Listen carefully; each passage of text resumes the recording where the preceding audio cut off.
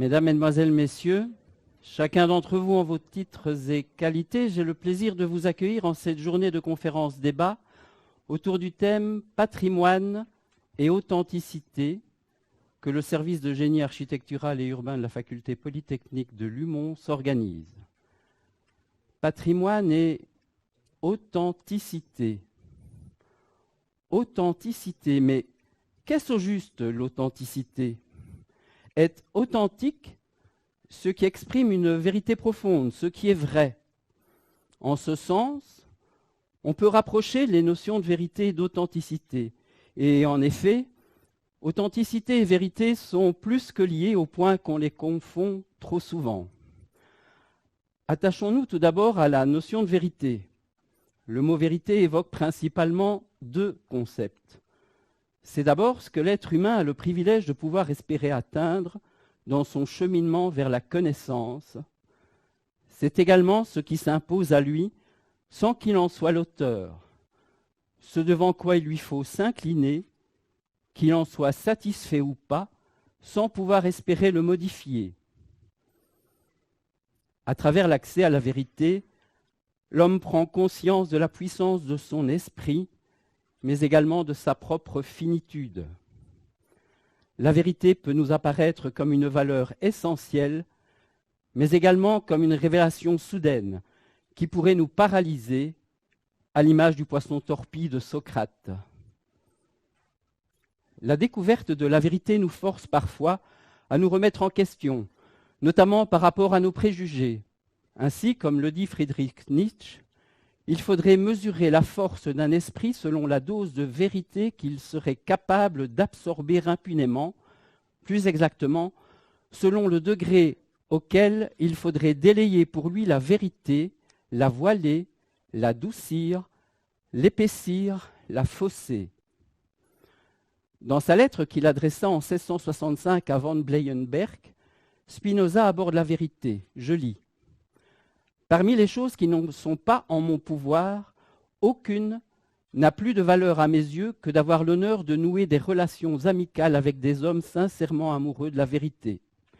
Car je crois que dans le monde entier, il n'y a rien que l'on puisse aimer avec assurance parmi les choses qui sont au-delà de notre pouvoir, sinon ces hommes-là. En effet, il est aussi impossible que disparaisse l'amour qu'ils se portent les uns aux autres, fondé dans l'amour qu'a chacun pour la vérité, que de ne pas embrasser la vérité elle-même une fois qu'on l'a comprise. De plus, il s'agit de l'amour le plus élevé, le plus agréable que l'on puisse trouver dans les choses qui sont au-delà de notre pouvoir, car aucune chose, sinon la vérité, n'est capable d'unir pleinement les avis et les sentiments divers. Fin de citation. Une des spécificités de l'homme est donc notre capacité sans parallèle de penser ensemble en vastes groupes. Mais cette capacité peut se transformer en faiblesse en fonction de la difficulté de se dégager de l'effet de groupe. Ainsi, comme le dit Harari, si vous désirez réellement atteindre la vérité, il vous faut échapper au trou noir du pouvoir et vous autoriser à perdre beaucoup de temps à errer de ci, de là à la périphérie. La connaissance révolutionnaire surgit rarement au centre, parce que le centre est construit sur le savoir existant, ce qui donne une vision du monde très déformée. Mais pouvons-nous encore croire aujourd'hui à la possibilité d'atteindre la vérité ? La réponse à cette question est difficile à donner. Difficile en effet, vu la vitesse vertigineuse de l'évolution de nos savoirs, la culture contemporaine est une culture méfiante de l'idée de vérité. Cette vérité est actuellement plutôt perçue comme fragmentaire ou révisable. D'où la défiance de certains à l'égard de l'idée de vérité, comme Jean-François Lyotard, pour qui le désir du vrai, d'une vulgarité irrémédiable, alimente chez tous le terrorisme. Cette défiance tient à la suspicion qui pèse sur la vérité. La vérité est vécue comme un discours totalisant qui vise à nous délivrer de nos doutes, en dévoilant le sens de notre existence et la nature de nos devoirs sur Terre. Ce pluralisme philosophique semble développer un nouveau paradigme, passant la main de la vérité au vrai. Le vrai est déstabilisant pour notre besoin de rationalité globale et notre besoin de sens. Mais ce vrai a cependant le mérite d'être objectif et de s'imposer à tous. Ainsi, la volonté de ne pas tricher avec les faits semble dominer notre société contemporaine.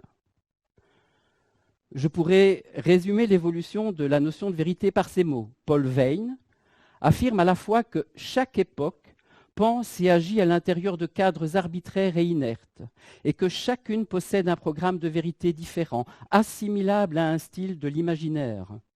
Ce ne sont pas seulement les vérités qui ont une histoire, mais le critère même du vrai et du faux. Ainsi, chez les Grecs, il fut un temps où pour connaître le passé, il suffisait de l'inventer. On n'était pas pour autant un faussaire. Plus tard, la vérité consista à recopier ce qui se savait.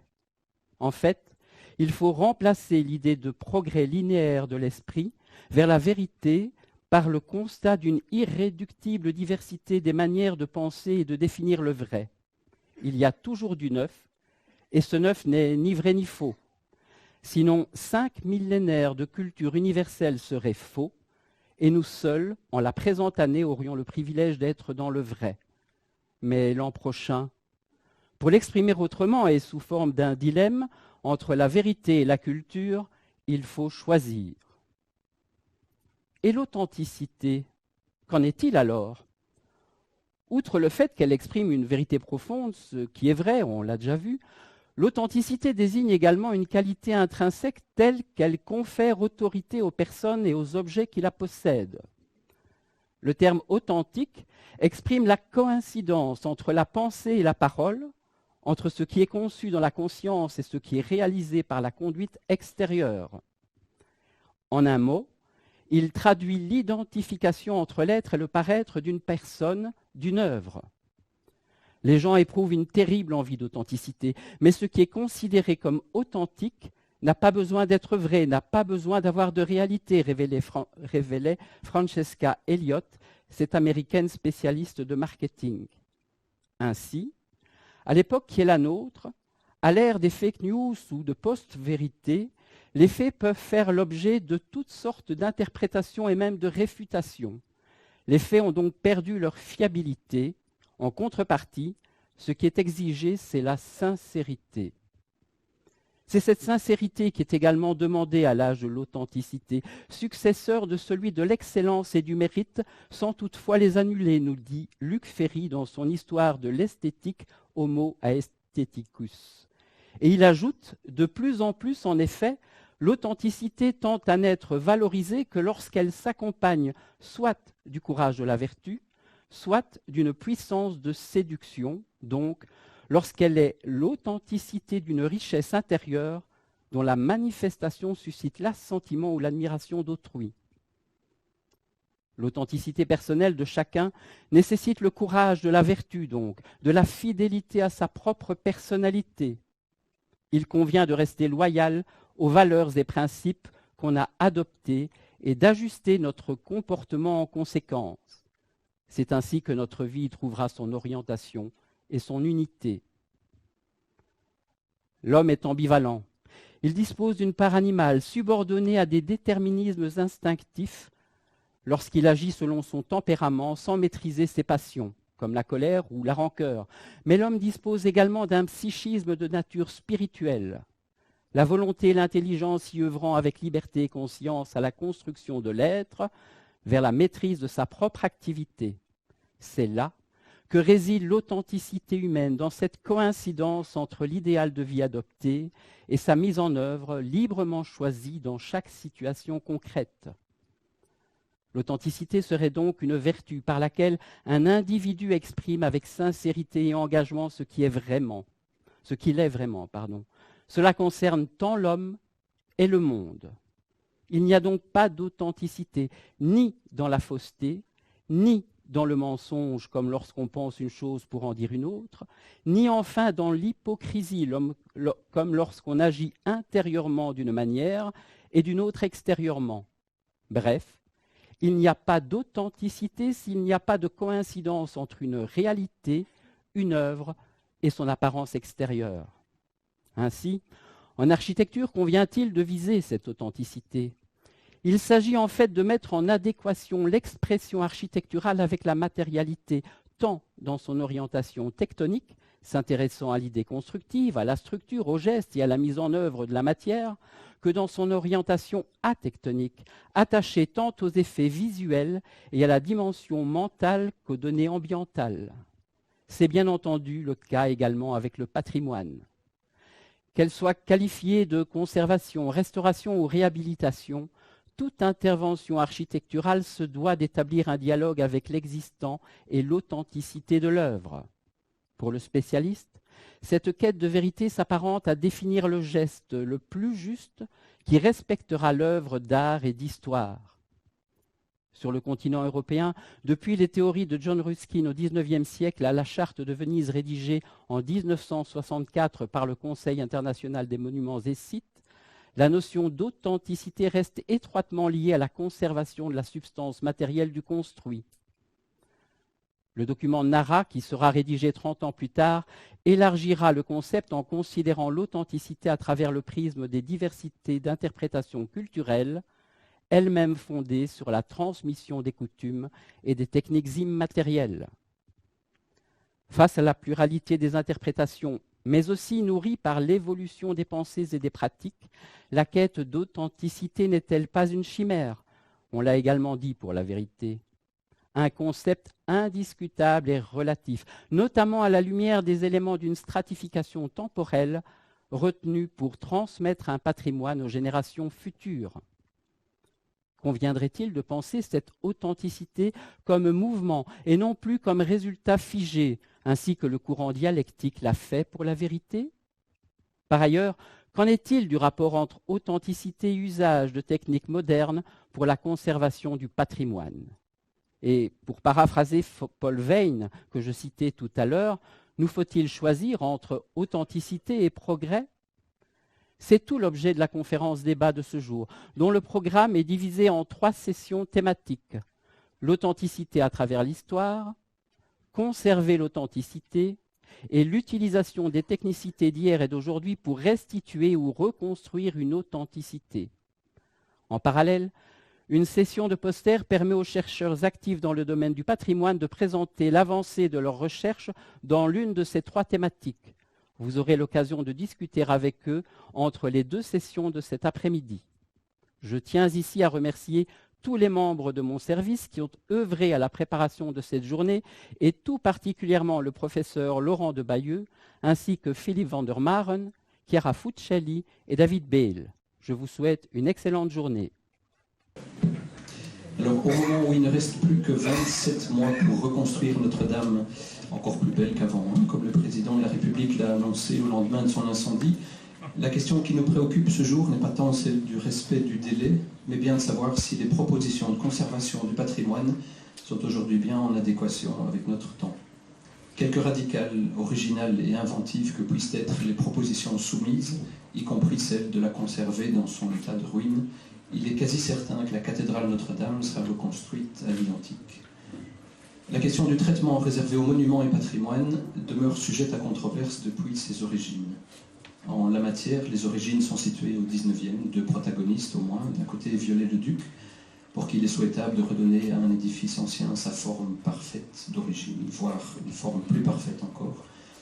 À ce premier s'oppose la théorie anti-interventionniste, chère au Britannique John Ruskin, qui proscrit toute restauration et prône d'accepter la détérioration naturelle des bâtiments.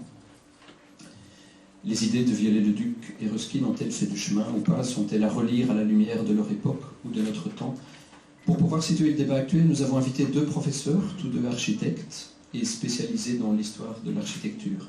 Luc Verpoest, spécialisé dans l'histoire de l'architecture des 19e et 20e siècles et la théorie et l'histoire de la conservation patrimoniale, il a enseigné à la KU Leuven, au département architecture, stedenbouw en ruimtelijke ordening, au département de la faculté des lettres et au Raymond Lemaire International Center for Conservation.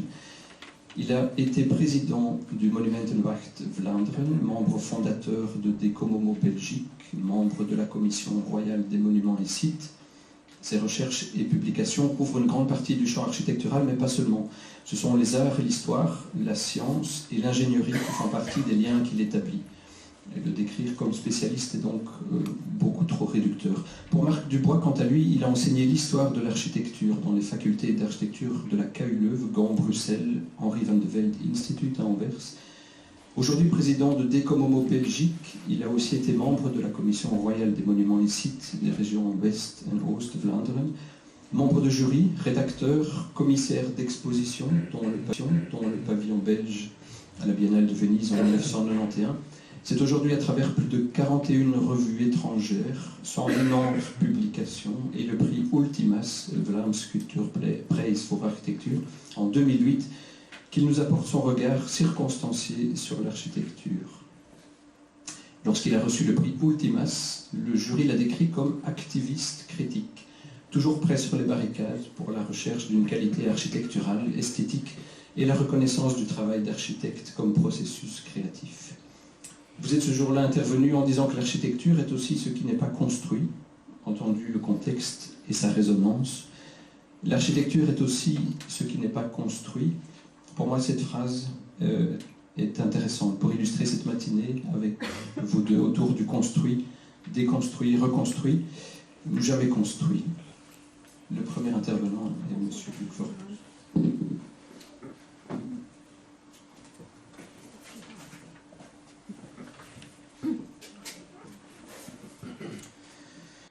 Merci bien Philippe, merci bien Alain de m'avoir invité à cette réunion.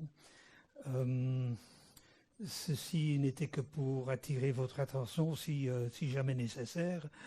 Les presbytères authentiques qui se construisent partout en Flandre et en Belgique. Mais donc, un petit instant, voilà. De l'authenticité, patrimoine historique et projet de conservation et de restauration. Voilà le thème de mon introduction. Chaque projet de conservation et de restauration d'un monument ou site se trouve confronté méthodologiquement à l'authenticité, à deux moments de son élaboration. À celui d'abord de la définition patrimoniale, de l'identification historique d'un bâtiment, site ou paysage, fondée sur une historiographie architecturale et urbaine approfondie et critique. Et ensuite, au moment de l'élaboration du projet même de conservation et de restauration qui, par son intention de construire, est un projet d'architecture et d'urbanisme, à base de principes théoriques adéquats et d'une méthodologie du projet bien fondée. La Charte de Venise. Et voilà, comme vous voyez, il s'agira de deux autres types d'authenticité. La Charte de Venise de 64, déjà mentionnée, mentionne la notion d'authenticité déjà dans la préambule. Je cite, « L'humanité se reconnaît solidairement responsable de la sauvegarde du patrimoine commun des peuples. » On connaît la rhétorique de ces textes. Elle se doit de les transmettre aux générations futures dans toute la richesse de leur authenticité. Et puis il reprend le terme dans l'article 9 en définissant le concept de restauration. La restauration a pour but de conserver et de révéler les valeurs esthétiques et historiques du monument et se fonde sur le respect de la substance ancienne et de documents authentiques. Et la charte précise, article 12, que les éléments destinés à remplacer les parties manquantes ou devenues formellement illisibles ou techniquement obsolètes, donc à restaurer, doivent s'intégrer harmonieusement à l'ensemble tout en se distinguant des parties originales afin que la restauration ne falsifie pas le document d'art et d'histoire. En 1994, au 30e anniversaire de la Charte de Venise, la conférence de Nara au Japon traite délibérément le thème de l'authenticité. Ceci en relation avec la Convention du patrimoine mondial de l'UNESCO, 1972. En 1977, le Comité du patrimoine mondial décida, je cite, que les biens culturels inscrits sur la liste du patrimoine mondial ou nominés pour l'être devaient répondre aux tests d'authenticité de la forme, du matériau, de la technique ou du caractère. En anglais, cultural properties, je le lis en anglais aussi, cultural properties which were nominated for inclusion in the World Heritage List should meet the test of authenticity in design, material, workmanship or setting. La comparaison des deux versions française et anglaise montre déjà clairement la confusion qui s'était établie sur le terme authenticité. La raison pour la discussion à fond à Nara en 1994. Le document de Nara, issu de la conférence, est un document assez bref. 3 pages, 13 articles et 2 annexes, rédigé par Herb Stoffel et Raymond Lemaire. Le compte-rendu de la conférence, plus que 400 pages, montre d'autre part que le débat était intense, avec des interventions d'entre autres François Chauvet, Jukka Lojokiletto, Jean-Louis Luxen, Christina Cameron, David Lowenthal, Raymond Lemaire. Un débat qui n'a pas cessé depuis, comme le prouve aussi cette conférence d'aujourd'hui à Mons. Que dit le document de Nara sur l'authenticité? Je cite. La contribution première de la prise en compte de l'authenticité consiste aussi dans la conservation du patrimoine culturel, à respecter et mettre en lumière toutes les facettes de la mémoire collective de l'humanité. Et dans l'article 12, en conséquence, il est de la plus haute importance et très urgent que soient reconnus dans chaque culture les caractères spécifiques se rapportant aux valeurs de son patrimoine, ainsi que à la crédibilité et la fiabilité des sources d'information qui le concernent. Fin de citation. L'identité d'un patrimoine ne peut se définir que sur base d'une description archéologique exhaustive et correcte et d'une analyse historique justifiée et vérifiable, scientifique on pourrait dire. Dans ce processus d'identification historique d'un patrimoine, la disponibilité de sources archivistiques et matérielles est essentielle. La critique historique met en disposition les instruments à vérifier ces sources d'information et la substance matérielle même du monument ou site comme témoin ou source primaire quant à leur fiabilité, crédibilité, authenticité. C'est à partir de cette définition plutôt juridique, je dirais, du terme que la déclaration de Nara propose l'authentification des sources d'information, l'évidence matérielle archéologique d'une architecture en premier lieu comme méthodologie pour l'identification critique d'un patrimoine historique pour sa patrimonialisation. L'article 9, et je cite, « La perception la plus exacte possible des valeurs du patrimoine historique, de sa valeur ou signification historique pour l'histoire, dépend de la crédibilité des sources d'information à leur sujet.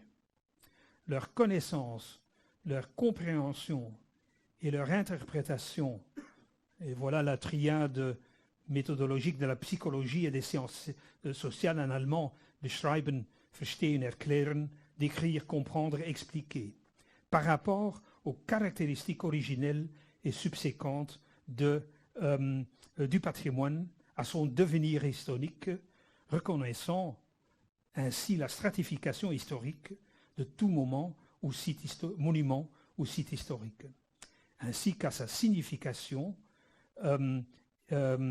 préférant moi-même le terme signification au terme plutôt éthique de valeur, les deux termes utilisés par la Charte de Venise. Je reprends: la connaissance et la compréhension archéologique et l'interprétation historique fondent le jugement d'authenticité, l'authentification, concernant l'œuvre en cause et concerne autant la forme que la matière des biens concernés. Nara précise ensuite les sources d'information des biens conservés, documentés par le bâtiment même, dans son évidence formelle et matérielle. Le jugement, je cite, sur l'authenticité est lié à une variété de sources d'information qui comprennent comme aspect de l'objet, de la relique patrimoniale, conception et forme, matériaux et substances, usages et fonctions, traditions et techniques, situation et emplacement, esprit et expression, état original à l'origine et devenir historique.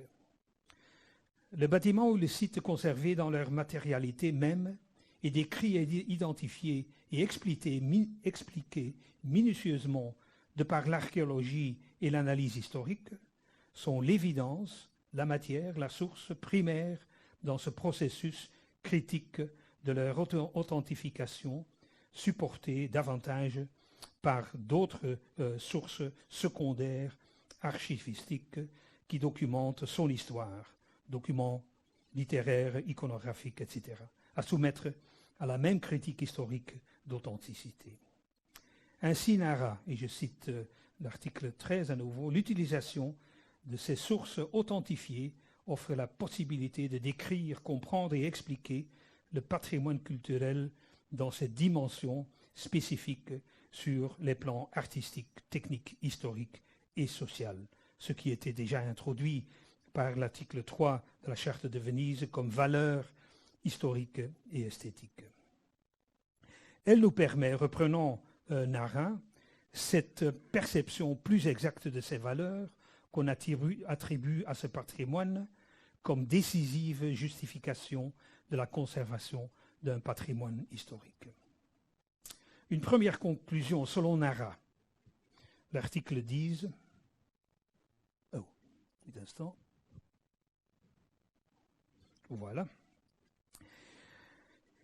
Je cite: l'authenticité, telle qu'elle est ainsi considérée et affirmée dans la Charte de Venise, apparaît comme le facteur qualificatif essentiel quant à la crédibilité des sources d'information disponibles. Et puis, son rôle est capital dans toute étude scientifique de l'histoire de l'architecture et urbaine, afin de produire une historiographie vérifiable en soi. L'authenticité des sources d'information ainsi définies et confirmées nous donne ensuite, et je reprends l'article 9 du document de Nara, la perception, description, compréhension, explication la plus exacte des valeurs ou significations qu'on attribue à ce patrimoine. Ces valeurs identifiées et reconnues informent ou définissent finalement les décisions quant à la conservation effective et éventuelle restauration nécessaire des vestiges matériels historiques, le bâtiment même, qui porte ces valeurs patrimoniales, à consolider initialement dans ce qu'on appelle le Conservation Master Plan ou le plan général de conservation.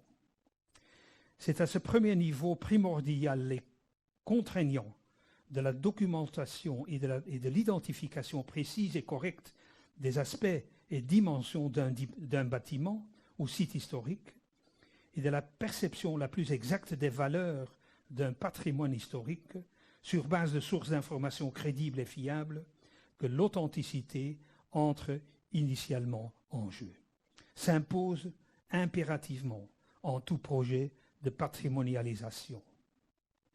Au-delà de son rôle dans l'identification patrimoniale de l'objet, de sa patrimonialisation, et je cite, L'authenticité ensuite est capitale, l'article 10, dans toute intervention de conservation et de restauration. Un projet patrimonial qui, par son intention de construire, est finalement un projet d'architecture et d'urbanisme, à base de principes théoriques adéquats et d'une méthodologie du projet bien fondée. On dirait authentique, mais dans une autre définition, une seconde définition du terme authenticité. Comme une petite moment de repos, je ne peux que référer à notre cher Eugène Emmanuel Viollet-le-Duc, depuis toujours évident dans ce débat sur le patrimoine.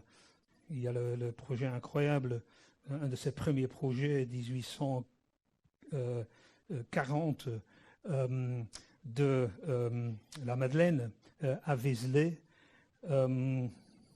Et il y a évidemment toute la discussion sur le projet de la tour de la Notre-Dame à Paris de Viollet-le-Duc et Jean-Baptiste Antoine Lassus. Mais il faut lire, évidemment, je l'ai toujours conseillé dès le début à mes étudiants, il faut voir lire le texte Restauration dans le dictionnaire raisonné de l'architecture française de Viollet-le-Duc, même si le mot authenticité est absent dans ce texte, mais il y avait des évidences à cette époque-là. Une petite excursion, si je vais un peu voir le temps, oui, une petite excursion sur une prémisse en même temps, une introduction au second chapitre de ma présentation, où il s'agira de cette deuxième version ou définition d'authenticité. Une petite excursion. Et puis il y aura une deuxième excursion avec des images. La condition préalable, nécessaire et contraignante pour la conservation des reliques du passé, du patrimoine historique, est évidemment que nous acceptons l'histoire même comme fondamentale pour le développement critique de toutes nos idées et pratiques actuelles et futures. L'histoire nous a légué des architectures et des villes toujours reconnues comme une contribution de grande valeur à la réalisation du domaine bâti, actuel et futur, en continuel développement. L'histoire continue donc, il vaut mieux la connaître, et pourquoi ne pas l'engager, en faire usage, une histoire utile, dans nos projets d'architecture et d'urbanisme. Cependant, cette conscience historiste, c'est un germanisme du mot historisme allemand, d'appartenir à une histoire, depuis et pour toujours, et qui fonde à chaque moment, d'une façon critique aussi, nos idées et pratiques, projets et réalisations, s'est trouvée sérieusement sapée dans une société moderniste et anti-historique, qui ne croit que dans la temporalité immédiate, sans histoire, sans passé.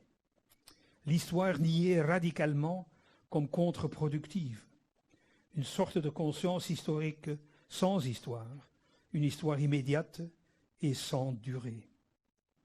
De là vient cette analyse de la modernité et de l'avant-garde moderniste en architecture et de la société en général qui romperait radicalement avec cette histoire inutile.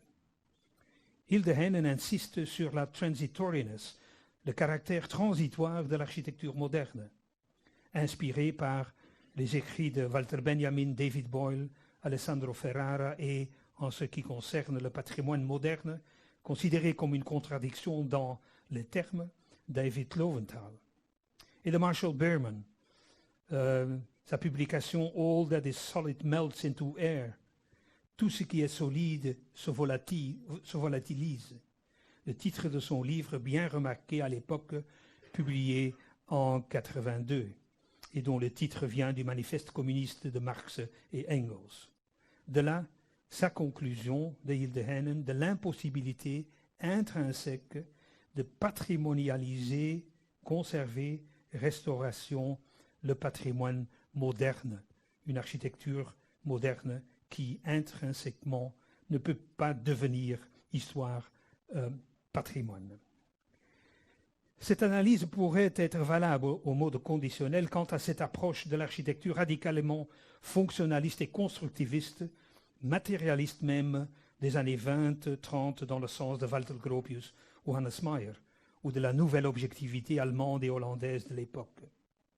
Une architecture qui ne trouve sa raison d'être immatérielle, sa signification, que dans l'immédiat présent d'idées, de pratiques, de faits qui ne sont qu'une vague préfiguration d'un futur utopique qui ne s'esquisse que hypothétiquement, mais qui n'est pas encore là.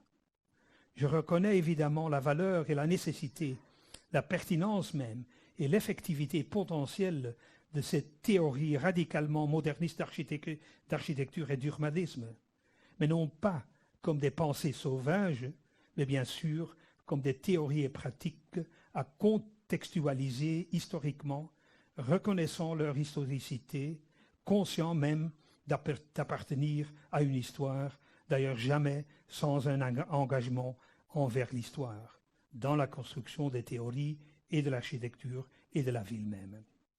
Ce qui est effectivement le cas chez, par exemple, Le Corbusier, Alvar Aalto, Erik Gunnar Asplund, Giorgio Grassi, Carlos Scarpa, Charles van den Hove, Peter Zumthor.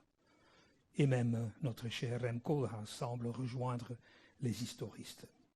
Une deuxième excursion visuelle cette fois, des exemples de projets qui, touchant l'existant, le patrimoine historique et architectural et urbain, que je laisse à votre jugement, surtout à garder en tête quand je passe dans un instant à cette deuxième interprétation, définition de l'authenticité du projet. Je vous montre les exemples. Un pêle-mêle. Probablement que vous reconnaissez de vos cours. Donc je ne donne pas trop de commentaires. Comme je disais, c'est une excursion visuelle pour se reposer un peu. Venise. Ça, c'est pas trop loin ici. Bastin. Ça, c'est plus récent. Beel et origine à Tervuren. Andrea Bruno à Turin, le château de Rivoli, musée d'art contemporain. Un projet étonnant du fondateur de Docomomo, ce musée à Zwolle aux Pays-Bas, une extension d'un ancien pavillon.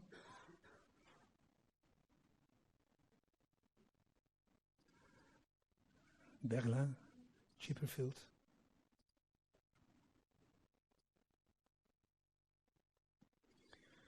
Giorgio Grassi, un projet très discuté à Sagunto, en Espagne. Son projet pour le château d'Abbiategrasso. Et on ne peut se passer de la visibilité de ce projet. Zaha Hadid à Anvers. Et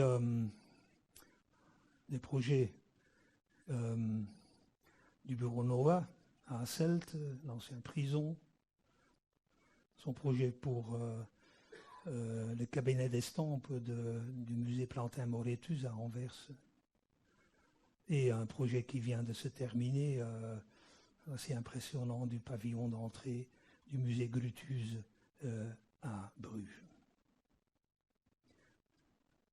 À voir. Voilà. Comme je disais, ce sont des projets d'architecture, vraiment, qui travaillent sur l'existant, avec l'existant. Authenticité du projet de conservation, de restauration, d'intégration du passé dans le présent. Le rôle reconnu essentiel pour tout développement ultérieur à tous les niveaux d'idées et de pratiques, y compris celui de l'architecture et de l'urbanisme, il est forcément pour celui d'un projet de conservation et de restauration architecturale urbaine, un projet sur l'existant historique. L'évidence historique matérielle et immatérielle, conservée et restaurée d'un patrimoine historique bâti doit être considérée comme apport valable et substantiel au développement du domaine bâti. Le patrimoine historique même comme matériau de construction architecturale et urbaine, comme je disais, construire avec l'existant dans les mots d'Andrea Bruno. Et en plus, comme référence critique à toute intervention à neuf. On peut toujours apprendre de l'histoire. Il va de soi que tout projet de conservation et de restauration en tant que projet d'architecture et d'urbanisme, au-delà du projet archéologique, archivistique, muséal qu'il peut contenir, exige nécessairement la conservation intégrale et correcte des vestiges matériels du monument ou site comme source authentique, léguée ainsi aux générations futures d'historiens, d'architectes, d'urbanisme, du large public, de la société. Il s'agit finalement de rendre visible, dans les mots de la Charte de Venise, article 9, et de conserver la visibilité de cette évidence historique dans son contexte en pleine évolution, de l'intégrer effectivement pour ses propres valeurs et significations matérielles et immatérielles, dans ce contexte où tout ce qui est solide se volatilise. Il n'y a que l'histoire qui pourrait nous sauver, en nous faisant comprendre mieux ces contradictions conflictuelles, historiques et actuelles, de mieux comprendre le présent par le passé, à réinventer finalement le présent entre le passé concevable et un futur qui n'est pas encore là. Chaque projet de conservation et de restauration et son actuelle et effective réalisation étant de fait projet architectural et construction réalisée devrait correspondre, comme tout projet d'architecture, à un ensemble bien réfléchi et conçu, véridique et sincère, d'exigence et d'ambition. Celle-ci devrait s'inscrire ainsi dans le contexte culturel, économique, politique, idéologique spécifique qui en détermine les conditions, en relation avec ce que ce contexte sociétal pourrait justement attendre du projet architectural ou urbaniste et son actuelle matérialisation. Le projet devrait ainsi se fonder sur un ensemble cohérent de concepts honnêtes, vrais, spontanés, directs, simples, sincères, rationnels, réels, fondamentalement humains, ces termes que Hilde Heinen utilise pour identifier le projet et l'architecture qui en résulte comme authentique, donc dans un deuxième sens du mot. Il s'agit là évidemment de ce deuxième moment où l'intention de l'authenticité émerge, à savoir au moment de l'élaboration de tout projet d'architecture à base de principes théoriques pertinents et d'une méthodologie du projet bien fondée. Une théorie d'architecture et d'urbanisme qui continue toujours à être structurée selon la séculaire triade vitruvienne de fonction, construction et forme. De même pour tout projet patrimonial de conservation et de restauration, qui, par son intention de construire, est en même temps un projet d'architecture et d'urbanisme. Cependant, la particularité du projet de conservation et de restauration et de sa matérialisation consiste en la primauté dans la définition des exigences fonctionnelles, de la programmation fonctionnelle, de ses ambitions culturelles, consiste en la primauté de la fonction historique du bâtiment, du monument.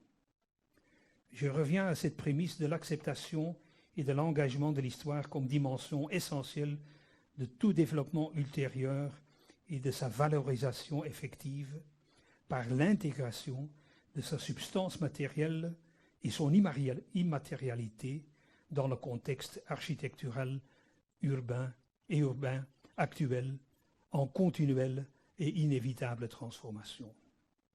Donc non plus l'intégration modeste et même réversible du nouveau dans l'existant, mais l'intégration à part entière du passé dans le présent. Ce n'est qu'ainsi que le patrimoine historique, architectural et urbain sera capable de contribuer pleinement, d'une façon spécifique, critique et prégnante, à la réalisation effective, valable et signifiante de ce développement continu du milieu bâti. En conclusion, et avec avidité et respect, je prends volontiers en témoin ces deux géants de la restauration et de l'architecture moderne, Viollet-le-Duc et Le Corbusier. Comme vous pouvez lire, d'ailleurs, Auguste Perret força le jeune Charles-Édouard Jeanneret d'aller lire Viollet-le-Duc à la Bibliothèque nationale à Paris dès qu'il se présenta à l'agence Perret comme jeune apprenti. C'est ainsi que l'histoire même se poursuivra inlassablement à l'aide de l'histoire. Construire l'architecture et la ville davantage et d'une façon solide, not melting into air, à travers cette très utile histoire, avec l'histoire et ses vestiges comme excellents matériaux de construction. Voilà le défi et l'enjeu du patrimoine et de sa conservation. Merci bien.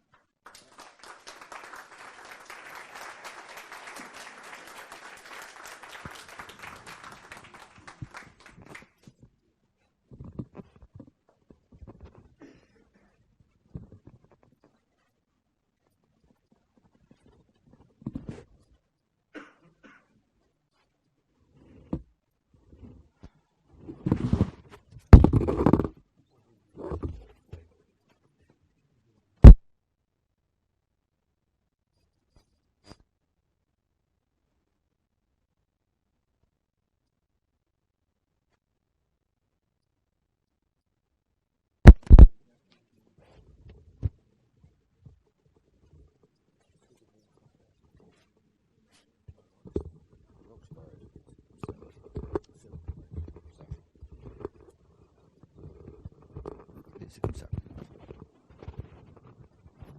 Oui, comme ça, oui. Ben non, c'est fait comme ça. Oui, la poche, oui, oui.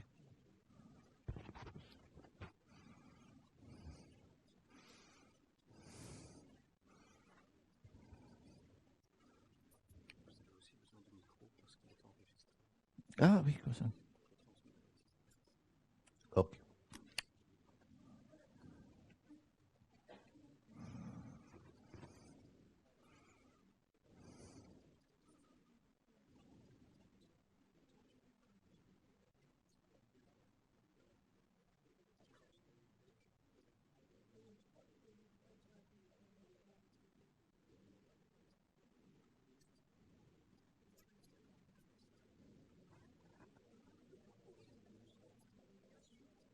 Oui, le diapositive.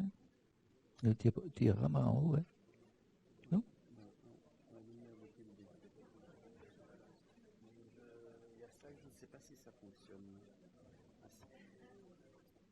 Non, ça. Ah non, non. Ah oui, c'est toi. C'est autre chose, ça.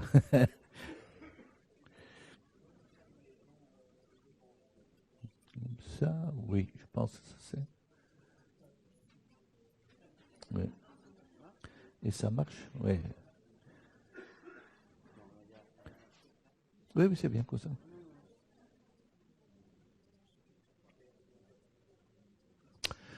Ok, merci beaucoup pour l'invitation, pour cette journée d'études et de conférences. Patrimoine et authenticité. Placer ces deux mots côté à côté, fournit déjà suffisamment de matière à réflexion. Concernant le concept authenticité, le dictionnaire, le petit Robert, dit « caractère de ce qui est authentique ». Le caractère, est-ce que quelque chose de subjectif, encore plus difficile à définir que l'authenticité. La deuxième signification dans Robert, cette authenticité est un acte public. En outre, la qualité d'un écrit, un discours, une œuvre émanant réellement de l'auteur auquel on l'attribue. Quelque chose en plus blanc, un sentiment d'authentique. Mais c'est ce qui me plaît dans le texte est que Monterland, c'est un aspect indéniable d'authenticité. Un aspect, un accent dans l'architecture. Dans Vandal, le dictionnaire néerlandais, il y a pour l'authenticité la véracité à partir de laquelle les décisions morales doivent être prises.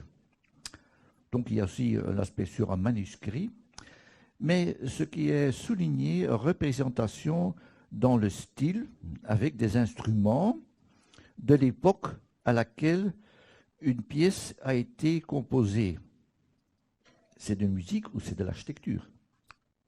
Ce qui est souligné ici, c'est que la musique est une partition et alors que l'exécution de la musique ancienne. Il faut aller autant que possible dans l'esprit du moment de la création. Pour ce faire, il faut utiliser les anciens instruments de musique. La question, est-ce que cela applique à l'architecture ou à notre patrimoine architectural? Souvent, on met la musique et l'architecture en relation. Il s'agit de création d'ordre et d'émotion. Mais les différences se sont guère soulignées. Une création de Bach peut être jouée n'importe où ou sur le globe, en différentes orchestrations avec des instruments anciens ou non. En revanche, ce qui peut se faire, la Tour Eiffel et le pont de Rialto, se doit se rendre à Paris ou à Venise. Les bâtiments ne se bougent pas et se sont soumis aux lois de gravité. Ils ont un poids, ils ont littéralement besoin d'une fondation. Donc déjà le mot fondation comme fondation, mais aussi de créer un lieu avec le mot foundation. N'oublions pas que nous visualisons les lieux à l'aide des immeubles, des bâtiments. Aussi, celui qui parle de Sydney pense immédiatement à l'opéra de Hudson. Pour voir le Tour Eiffel, il faut se déplacer physiquement. C'est autre chose qu'une expérience limitée aux photos et aux images vidéo. Ce qui est différent pour la musique, c'est un bon enregistrement, peut-être se rapprocher à la création authentique de Bach, par exemple. L'année dernière, j'étais à Berlin et j'ai eu l'occasion d'assister à la philharmonie de l'architecte Hans Scharoun à un concert, une œuvre de symphonie 7 de Shostakovich. J'ai alors pensé que je pourrais aussi bien assister à un concert à Gand ou écouter un bon enregistrement. Mais la présence physique dans un lieu exceptionnel, à l'acoustique parfait, est différente entre un enregistrement. Ainsi que le plus qu'un millier de personnes autour de l'orchestre réussit simultanément l'émotion de son et d'une expérience merveilleuse.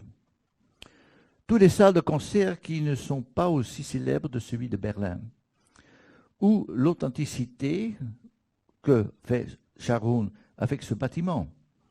Non seulement la salle est unique, mais aussi le foyer et la relation entre les deux. Le concept de la salle a influencé de très nombreuses nouvelles salles de concert. La Philharmonie est devenue un projet de référence, de authenticité, une référence sur laquelle les gens 100 ans. Sharoun a radicalement déterminé l'évolution des salles de concert. Le bâtiment est expliqué par beaucoup de textes comme authentique, l'authenticité de Sharoun pour ce lieu de musique. Ceux qui ne connaissent pas le bâtiment que l'extérieur ne seront probablement pas d'accord. Le besoin de construire la plus grande motivation pour la construction d'un bâtiment. L'espace qu'on a créé doit servir à quelque chose. Le facteur d'utilisation donne une direction. Les gens investissent dans les bâtiments coûteux parce qu'il y a de la demande d'une utilisation spécifique. Nous construisons des hôpitaux pour prendre soin des gens, des cinémas pour regarder des films, des écoles pour les auditoires pour l'éducation, des stades pour des activités sportives, les aéroports, et encore. La société évolue et la sorte de certains bâtiments sont délaissés en raison d'inefficacité parce qu'ils ne répondent pas aux besoins nouveaux. On peut se demander que si l'authenticité existe en architecture. Les bâtiments publics et aussi les maisons ne sont pas voués à être transformés. Les bâtiments qui ne sont pas en mesure d'évoluer sont-ils des mauvais bâtiments? C'est un fait que nous considérons le patrimoine souvent au point de vue du design, du style architecture. Et je prends un exemple, un bâtiment qui est presque pas dans l'histoire de l'architecture en Belgique, un musée à Gand, avec le musée, je pense, à Tournai de Horta, c'est le bâtiment le plus intéressant, mais parce que ce bâtiment, 1900, sépare l'Art Nouveau, donc pour les historiens, c'est un second-hand building, donc un bâtiment pas intéressant. Mais quand on regarde cette évolution de Charles van Rijsselberghe, qui a été l'architecte de la ville et du bâtiment, en deux phases, parce que ça c'est la première phase jusqu'avant 1900, et l'extension qu'on a fait. Et quand on voit, j'ai pris cet aspect, on pensait que c'est trop classique, c'est pas de la modernité, mais ce qui est dans la modernité, c'est l'éclairage, le parcours et surtout comment les espaces sont reliés un à l'autre. Je pense que ça, c'est vraiment pas un vu aspect stylistique, mais ce qui montre très bien cet aspect de nouveauté que les historiens voient seulement dans les styles, mais pas dans le routing, l'éclairage et tout ça. Et je pense que ça, c'est vraiment un bâtiment où quelqu'un, un grand architecte, James Stirling, m'a montré, mais normalement, l'éclairage est en haut.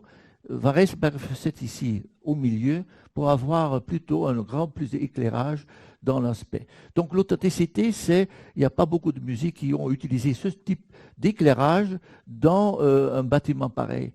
Et ce monsieur-là, c'est Alvaro Siza qui a visité le bâtiment fin des années 80. Ça, c'est encore du bois tout noir. Mais il faut imaginer que j'ai mis ça ensemble quand il a visité le musée. Il était vraiment impressionné. Il ne connaissait pas ce bâtiment.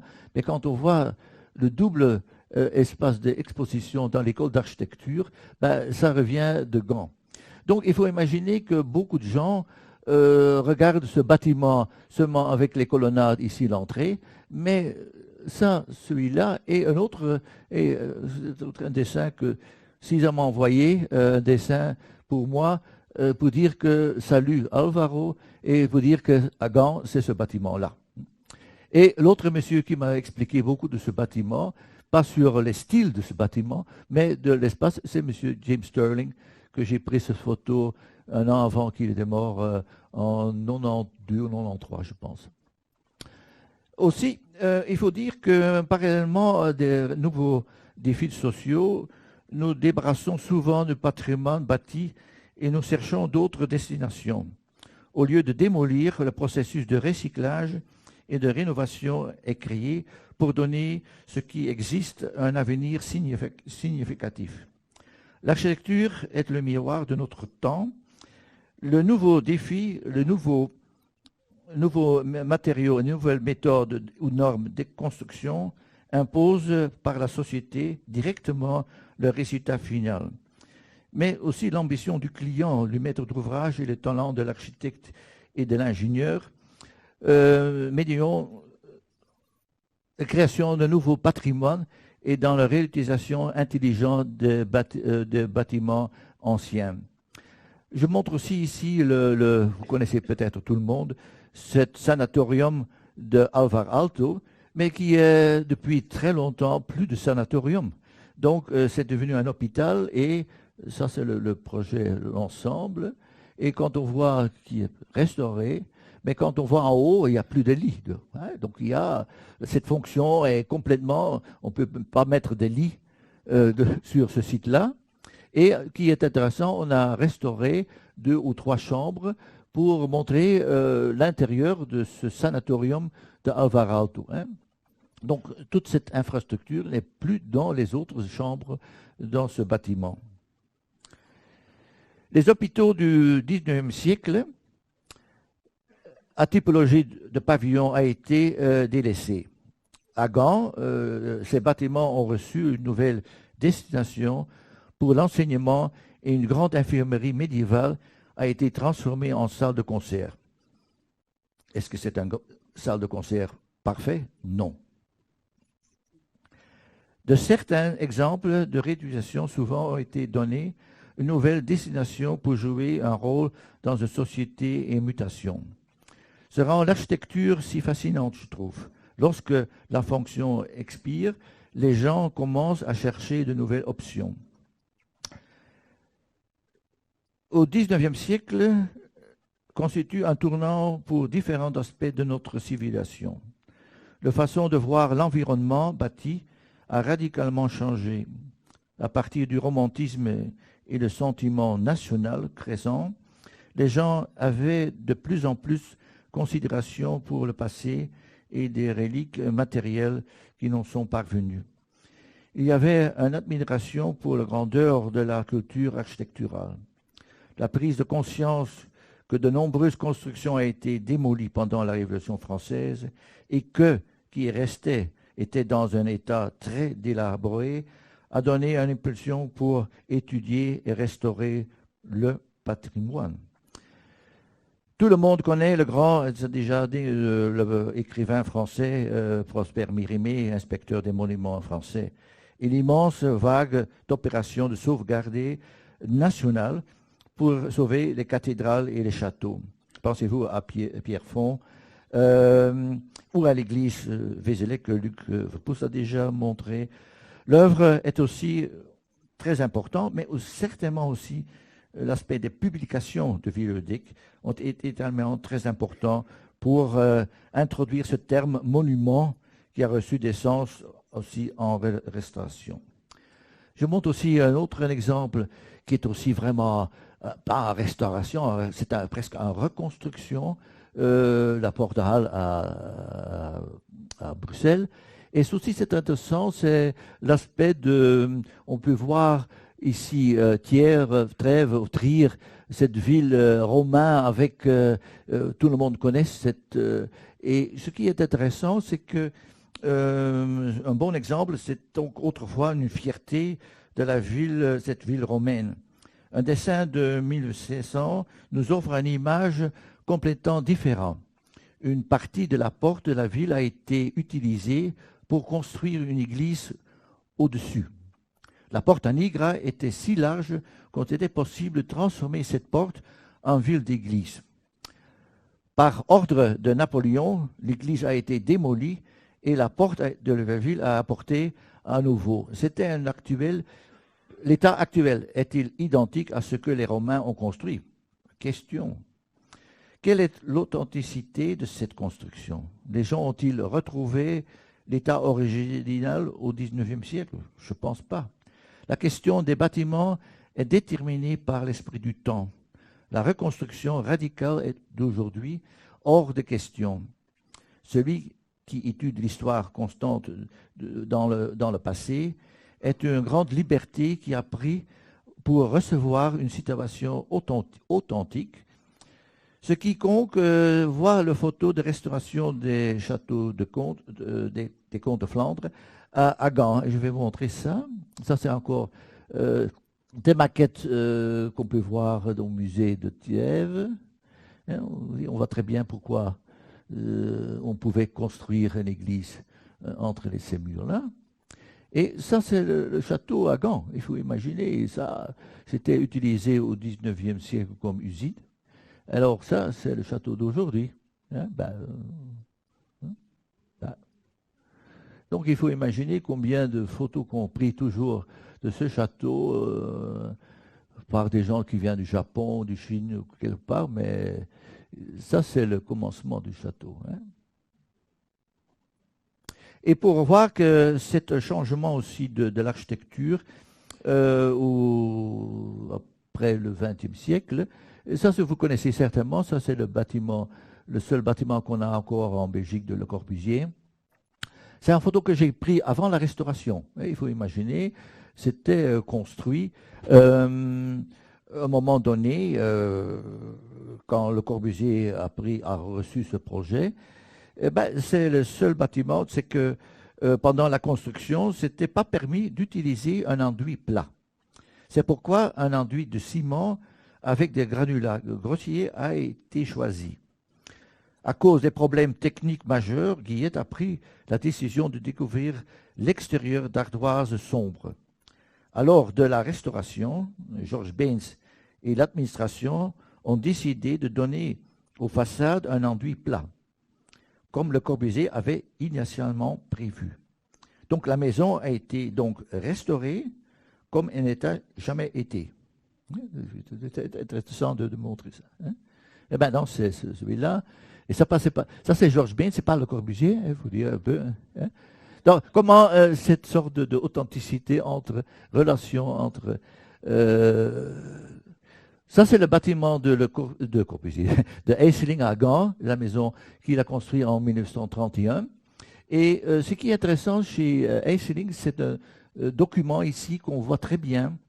Il a mis ses lignes sur ce dessin, sur cette photo, pour améliorer, parce qu'il faut imaginer, c'est la même chose.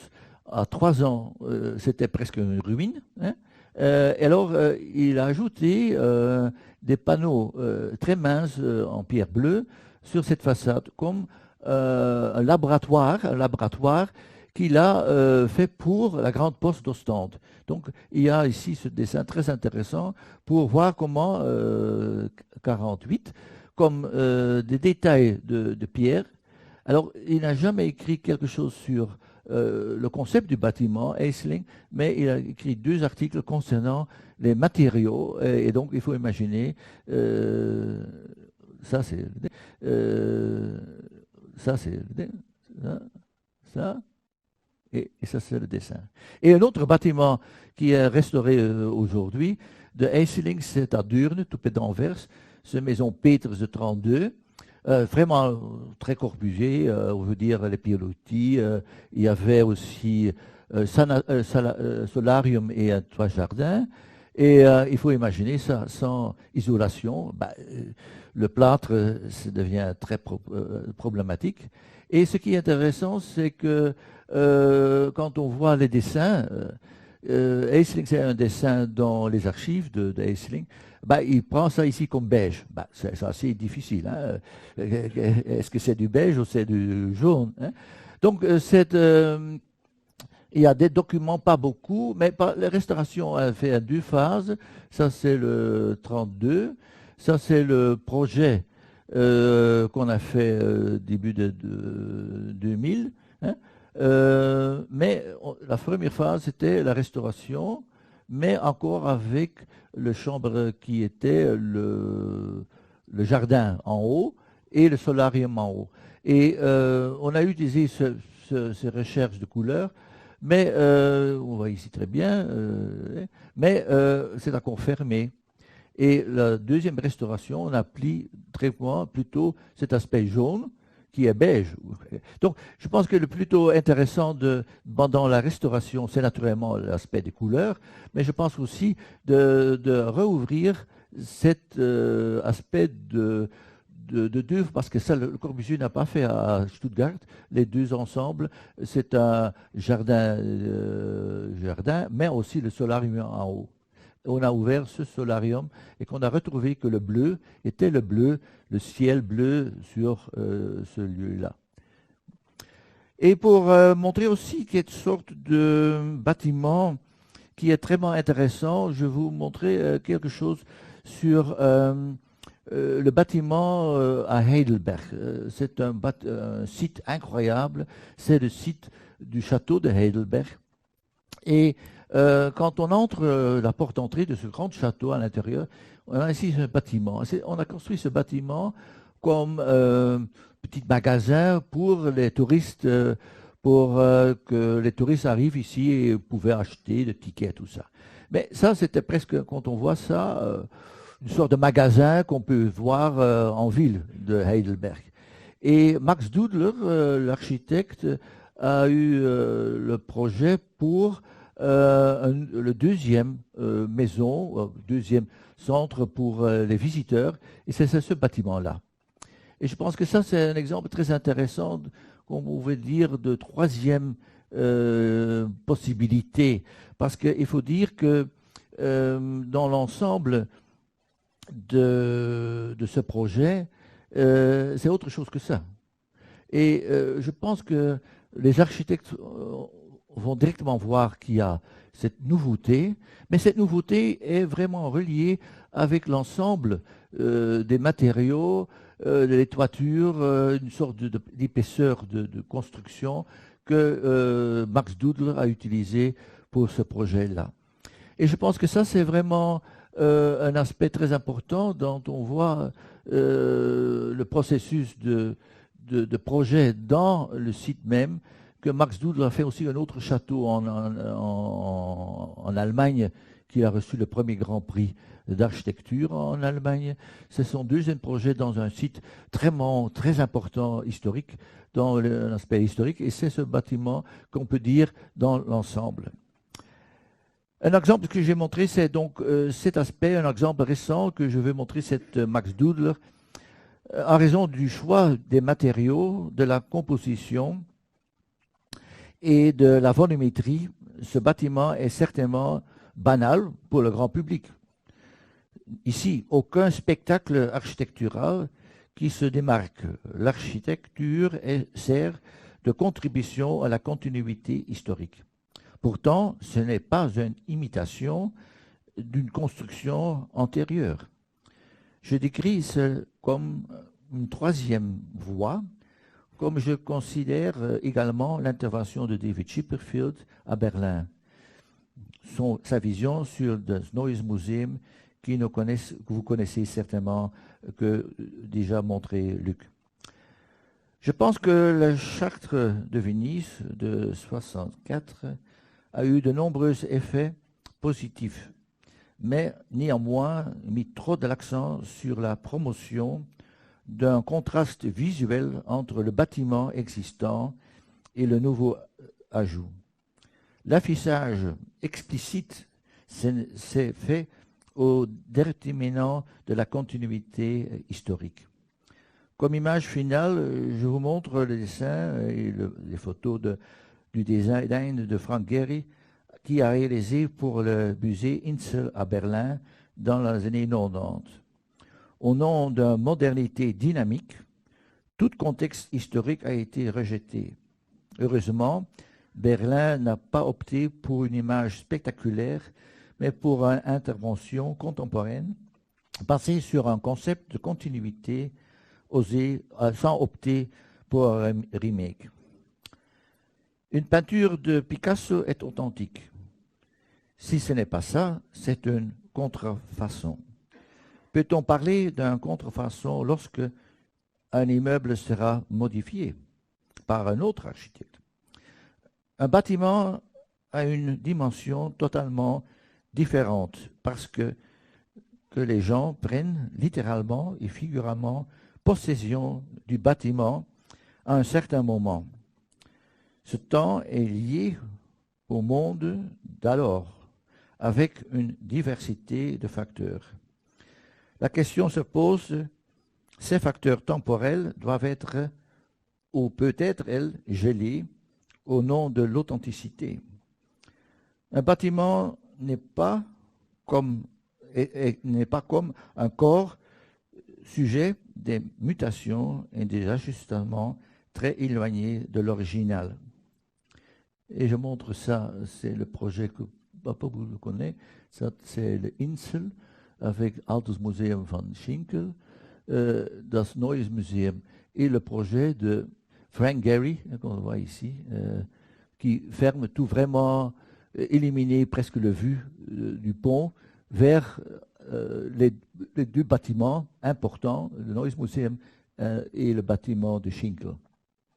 Et le résultat, c'est que, après une grande discussion, Chipperfield a reçu une composition, a reçu le projet, et on voit cette dimension de, quand on voit cette interprétation, quand on voit, il n'a pas repris ça, mais l'idée des colonnades qui entourent l'Insel est un aspect très important, et on voit ici aussi cet aspect de comment ce tour n'existait pas après la Deuxième Guerre, démoli, que Chipperfield a reconstruit cette idée de tour avec la lumière qui entre, et je trouve que c'est un espace incroyable de lumière qui n'est pas une copie qui existait, mais beaucoup de gens qui passent, qui visitent, ne pensent jamais que c'était nouveauté. Et donc je pense que ça, c'est le troisième, cette dimension qu'il ne faut pas montrer directement que Gehry et des autres architectes, comme l'aspect de Zaha Hadid, qui montrent vraiment cet aspect de contradiction, de donner le dynamisme dans l'ensemble. Mais je pense que ça, c'est vraiment le grand leçon que Chipperfield a montré à Berlin et à d'autres projets aussi dans son œuvre, qui était vraiment impressionnant de voir cette mutation et cette interprétation de temps et de notre architecture. Merci pour votre attention. Voilà, je vous propose de commencer à poser quelques questions et le temps pour vous de préparer vos propres questions. On laissera suffisamment d'opportunités pour la salle. On a vu dans cette première partie du séminaire qu'on essaye de se concentrer essentiellement sur l'histoire et sur les différentes pratiques avant de passer aux exemples. Mais on est fatalement vite amené à parler d'exemples, à avoir besoin de rentrer dans des cas concrets. C'est évidemment le but d'y passer cet après-midi. Mais dans chaque cas concret semble contenir visiblement son propre raisonnement qui, du coup, l'isole d'une certaine façon dans ses conclusions, un projet n'étant pas un autre. Donc le passage d'un développement théorique à un cas pratique semble peut-être une impasse. Est-ce que appliquer une règle ou un mode de construction ou une revalorisation, est-ce que d'une certaine façon ça n'a pas ses limites? Si je remplace effectivement règle par charte, est-ce qu'on peut écrire une charte ou bien plus tard un document, comme le titre l'annonce, document n'ara n'est plus une charte? Est-ce que la règle s'applique à l'exemple ou l'exemple est-il là justement pour infirmer la règle? Oui. Des textes et puis le projet. Je crois que quand vous mentionnez la charte de Venise, bon, c'est un document qui était absolument nécessaire. Donc autant d'années après la première charte d'Athènes, où il y a finalement presque le même contenu. Il n'y a que la Deuxième Guerre mondiale qui a bloqué l'application de la charte d'Athènes et a donné la possibilité d'une révision. Mais déjà, toutes ces idées étaient là avant la Première Guerre mondiale. Donc, les deux guerres ont joué un grand rôle dans l'application des idées qui étaient déjà chez Cloquet, par exemple, Louis Cloquet. Il y avait des idées très modernes sur le patrimoine et sur quoi faire. Hein. Il faut voir ces projets à Gand. c'est assez important dans le centre de la ville de Gand. Mais donc, revenir dans l'histoire, finalement on arrive, bon j'ai mentionné ce texte de Viollet-le-Duc sur la restauration, le mot et la chose sont modernes, mais ça reste finalement un texte incroyablement intéressant, liant des idées qui sont très bien exprimées, mais qui sortent d'une pratique réelle. Hein. C'est un rapport de ce qu'il a fait depuis qu'il avait 21 ans, 22 ans, quand il commençait à Vézelay, il avait, je crois, 24 ans. Donc un projet incroyable, très très difficile, avec un résultat qui n'a pas été suffisamment étudié. Donc je crois que bon, les chartes, ces documents officiels avec cette rhétorique qui est évidente dans un certain sens, ce sont des moments importants, même si je crois que on a essayé pour la charte de Venise, à chaque anniversaire, après 5 ans, 10 ans, 15 ans, 20 ans, 25 ans, 30 ans, on voulait refaire la charte de Venise. On n'y est jamais arrivé. C'est comme la révision de la Constitution, hein. C'est pas évident. Non, c'est ça. Dans ce sens-là, ces documents sont des documents de type Constitution. Et puis l'application, on sait que c'est pas évident. Mais dans des textes comme celui de Viollet-le-Duc, mais il y a d'autres textes qui sortent vraiment d'un raisonnement théorique très très affirmé, et d'autre part vraiment inspiré par la réalité d'une pratique, hein, d'une intervention, de projet. Donc ça, ce sont des textes, je crois, qui restent incroyables à découvrir. Et donc dans ce sens-là, eux, on voit beaucoup plus que entre les textes, entre les mots et les choses, comme le dit Viollet-le-Duc, bon, c'est autre chose, mais il y a un lien très très profond. Il n'y a pas de projet sans explication, il n'y a pas d'explication sans avoir la matérialité du réel. Hein. Dans ce sens-là, Nara avait l'intention après 30 ans, à nouveau éventuellement de remplacer Venise, mais je crois qu'il ne faut jamais remplacer Venise. Je ne veux pas dire la ville, mais le document, parce que ça reste un document qui a son histoire, qui est écrit à un certain moment, donc il faut tenir en compte le contexte, mais finalement beaucoup de choses ont été dites. Et autre chose, comme Marc le disait, il y avait des remarques sur qu'est-ce qu'on a fait de la charte de Venise. Je crois qu'il y a eu dès le début un problème avec l'application de la charte. Par exemple, tout le thème de la réversibilité, qui n'est pas dans la charte de Venise, mais ça a été immédiatement compris en tant que tel. Donc si on fait quelque chose de nouveau dans un contexte ancien, hein, ça doit être réversible. Je n'ai jamais compris que les architectes ont accepté ça. Si un architecte est comment dirais-je, convaincu de l'authenticité de son projet, de la richesse de son projet, bon, il ne va pas accepter que son intervention devrait être réversible. Ce sera l'histoire qui va décider après une génération, normalement après 2 générations, après 50 ans, on peut se poser la question. Après une génération, 25 ans, c'est trop tôt pour, même dans un contexte actuel, que tout va beaucoup plus vite, mais il faut le temps à l'histoire pour décider ou pour prendre des décisions.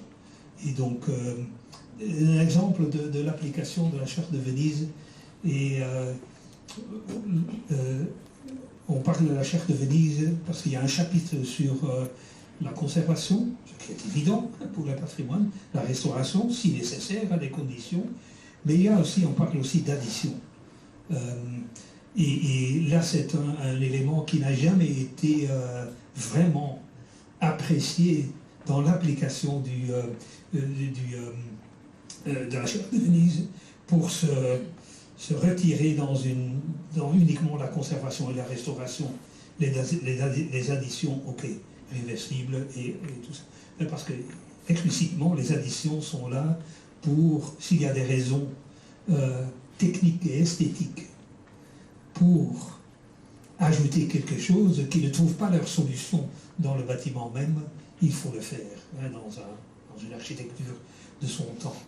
Ce qui est étonnant aussi, c'est que dans le texte anglais, on ne trouve pas ces raisons explicitées pour les additions. Donc de là, ce sont des documents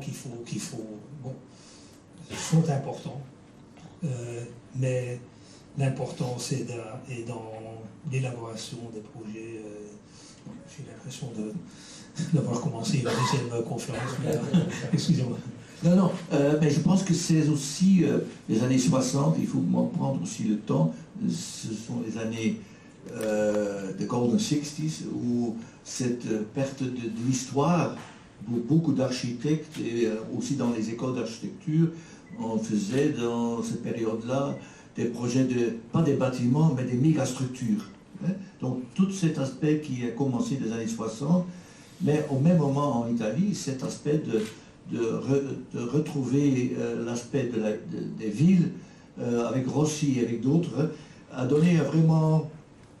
ce Chartres n'est pas directement créé à Helsinki, donc cette sorte de l'histoire, et je pense que c'est important que les années 50, on a encore cet aspect d'histoire, mais avec le Golden 60, je pense que on est devenu par cette obsession de création de méga-structure et qu'en l'an 2000, tout doit être transformé.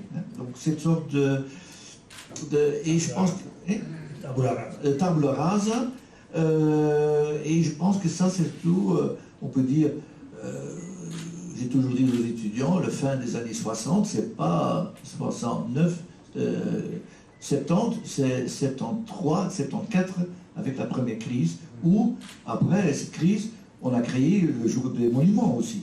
Donc c'est une sorte d'évolution. Le patrimoine, le jour de la patrimoine, en Flandre, certainement, c'est commencé en 75. Donc il faut imaginer, entre Venise et ce aspect public, plus intéressant sur les aspects de restauration, je pense que ça c'est 10 ans entre les deux. La charte de Venise, c'est pour les spécialistes, on peut dire. Mais seulement 10 ans après, c'est vraiment l'aspect pour le grand public qui dit, on a des monuments. Et je pense que ça c'est vraiment intéressant de comment ce projet-là, à Gand, mais aussi d'autres villes ici à Mons, comment on doit ajouter avec un respect un peu trop respectueux des nouveautés dans la ville. Et ça a créé aussi un contre-direction dans les années 80 qu'on va voir après. Il y a eu certainement au début une sorte de réaction très... on est en train de démolir tout, donc on doit conserver. Mais je crois que dans pas mal de cas, et je crois que c'est la faute des écoles d'architecture, des historiens de l'architecture, des critiques de l'architecture, des historiens de l'architecture qui ont décrit l'histoire de l'architecture du XXe siècle comme d'une façon moderniste. Ils avaient des problèmes à situer Ronchamp de Le Corbusier dans leurs histoires modernistes du XXe siècle. Ils ne savent pas quoi faire avec ça. Et donc là, je crois ça a pris pas mal de temps pour revenir à cette approche d'avoir une vision inclusive. La même chose sur... quand quelqu'un en général parle de Le Corbusier, Le Corbusier c'est des villas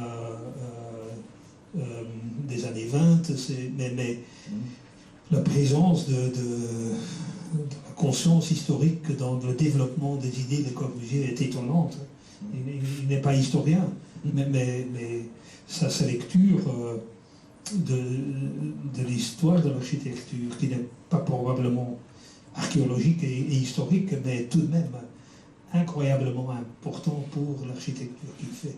Et donc, je crois qu'un instant important était 59, la dernière, ou l'émergence de Team 10, les gens qui vraiment ont réintroduit l'existant, la ville existante, la ville historique dans le développement, l'élaboration de leurs idées. Mais ça a pris du temps avant que c'est arrivé aux écoles d'architecture.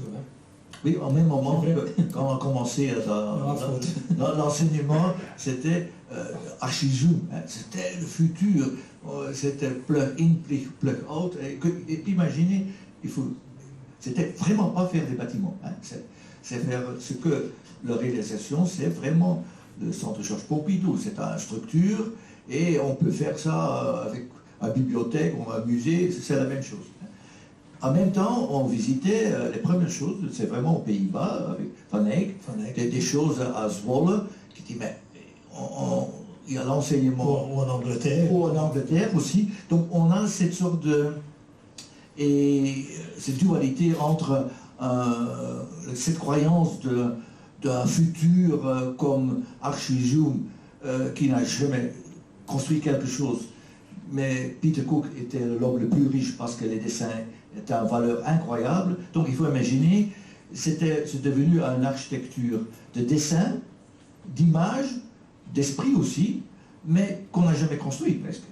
Donc c'est une sorte de perte de cette histoire en relation avec une sorte de croyance que Archizoom et les autres structures vont améliorer notre monde. Et oublier l'histoire, certainement ça, je pense. Il n'y a que l'histoire qui peut améliorer notre monde. J'ai une question embêtante. Dans un numéro de la revue belge d'architecture A+, qui était consacré à la réaffectation du patrimoine, il s'agissait d'une interview entre Leo Van Broek et le Vlaams Bouwmeester, qui veille aux critères de qualité dans les marchés publics, s'il faut le résumer comme ça, et Luc Verpoest, qui était titré « La protection des bâtiments, c'est un champ de tension ». Alors dans l'article, il n'est nulle part fait mention d'une tension entre des éléments architecturaux, uniquement dans le débat qui s'installe entre vous deux. Il y a le dialogue qui est celui-ci. Leo Van Broek, tout bâtiment meurt le jour où il cesse de changer.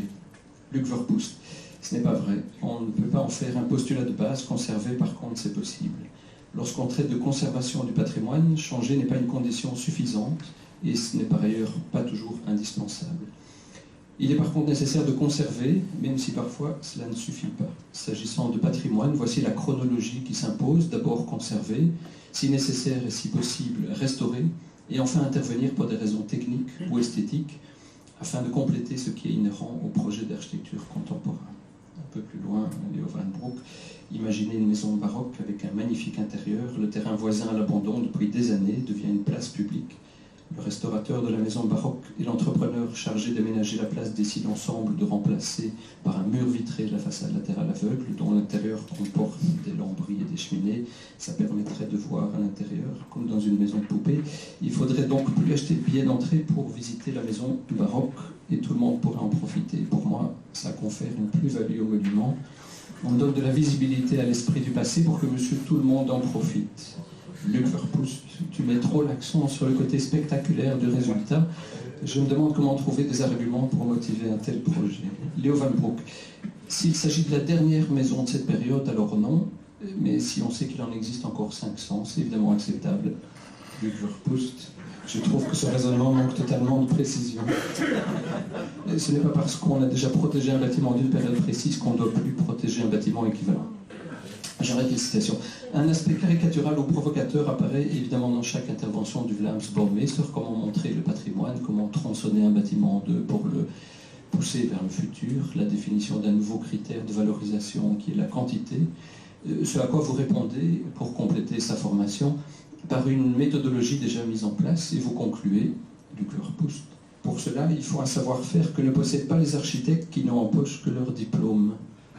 Alors ma question est la suivante, est-ce qu'il n'y a pas un risque en exigeant l'accès à la profession d'isoler, voire d'accentuer un domaine par rapport à l'autre, une restauration par rapport aux autres pratiques? Est-ce qu'il n'y a pas un risque de fragmenter, en fait, ou séparer les entités du bâtiment qui relèveraient de la spécialisation et d'autres alors à la généralisation? Est-ce qu'il n'y a pas une limite à cette appropriation du patrimoine? Ça c'était même mot. Non, c'est bien. Il faut lire ce fameux dialogue parce que à l'instant même, je n'avais pas l'impression qu'il y avait un dialogue. Bon.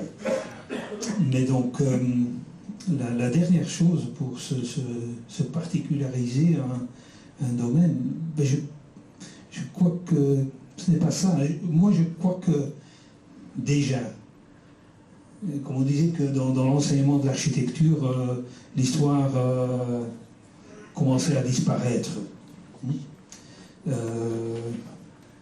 Moi, quand moi j'ai étudié dans les années 60, j'avais Raymond Lemaire comme professeur en histoire de l'architecture. Il n'était presque jamais là parce qu'il était à Venise et partout. Mais donc il se limitait à l'époque médiévale et puis la Renaissance et le baroque, c'était déjà trop. Donc et pour l'architecture contemporaine, 19e et 20e, on n'avait presque rien. Donc c'était tout à fait absent. Je crois que c'est absolument important pour tous les architectes, mais j'ai dit toujours que dans des projets de conservation, comme dans chaque projet d'architecture, il n'y a pas uniquement les architectes qui sont là. Et que pour chaque projet d'architecture, dans un contexte patrimonial, dans un contexte historique qui est toujours là, il faut cette connaissance de l'histoire, cette attitude de lire l'histoire dans un contexte. Et ça, on le voit dans les projets les plus intéressants d'aujourd'hui, que même s'ils sont des projets pour des bâtiments tout à fait nouveaux, à 100%, tout à fait de leur temps, il y a, dans les meilleurs projets, il y a toujours cette connexion avec l'existant, qui est important. De là que c'est important, je crois que je ne suis pas tout à fait pour une spécialisation, comment dirais-je, et s'approprier un domaine. Les architectes conservateurs, même s'il y a une très bonne organisation d'intérêt en Flandre qui s'appelle Gorduna, qui organise une plateforme pour donner aux architectes qui travaillent dans ce domaine, avec ou sans diplôme en conservation, peuvent se discuter, et ça c'est important. Et donc, mais d'avoir, je ne suis pas tout à fait pour le diplôme où on est tout près de l'ordre des architectes ici, hein, non? Ils ont on est là. Donc d'avoir, je ne suis pas toujours d'accord avec l'ordre des architectes, c'est pas nouveau, non, de dire ça. Mais je crois que spécialisation, il faut vraiment cette conviction chez les architectes, chez les historiens de l'art, chez les archéologues, que le patrimoine c'est important comme matériau de construction, c'est avec l'existant qu'on construit toujours, même si on construit tout à fait à nouveau. Donc dans ce sens-là, dans la formation aussi bien d'architectes que d'historiens de l'art, il faut cette dimension du patrimoine, de quoi faire. J'ai donné des cours aux historiens de l'art et qui n'ont pas de formation d'architecte, mais j'ai toujours essayé de les convaincre qu'ils ont un rôle absolument important dans la construction du bâti.